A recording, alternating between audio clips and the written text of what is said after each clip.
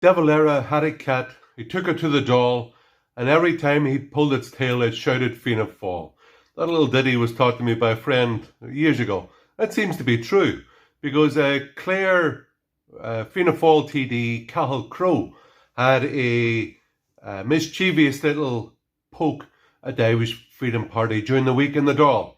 He criticised us for spewing hate speech on the issue of immigration and transgender rights and stuff like that, because we have the temerity as a party in our public policy to say that Ireland, like the vast majority of normal states around the world, should have an immigration policy which is good for the people of Ireland, and that a man is not a woman and men and women are not interchangeable. Talking about biology rather than ideology, but he had a pop at the Irish Freedom Party and saying that we would be silenced by the hate speech legislation which was being introduced. It was in a debate in the Dáil about EU legislation on hate speech. Now, as we know, hate speech is speech that the government hates. There has been on the books for 30 years very strong legislation against incitement to hatred in Irish legislation.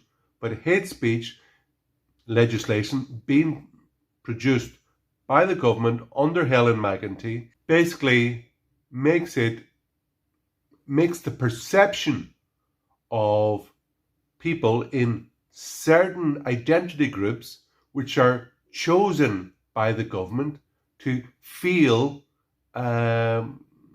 threatened or hated by another individual. It makes the whole idea of speech completely subjective to the feelings of a person who may not have even been criticised. Now, hate speech legislation is the reason for it is to curb the freedom of ordinary people to discuss issues such as immigration, such as the predominance of this transsexual agenda in schools, and parents are worried about this issue. People, when they can't afford a house, they look at the welfare bill that Ireland has from the immigration issue, and they say, you know what, we've had enough.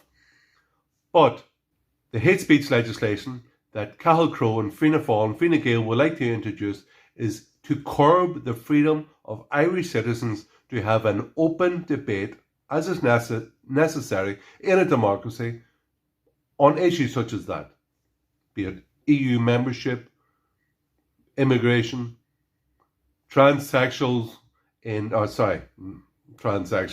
men and women's prisons, men and women's sports, things that kind of are upsetting to a lot of women as well. We would like to protect women's sport and women's spaces.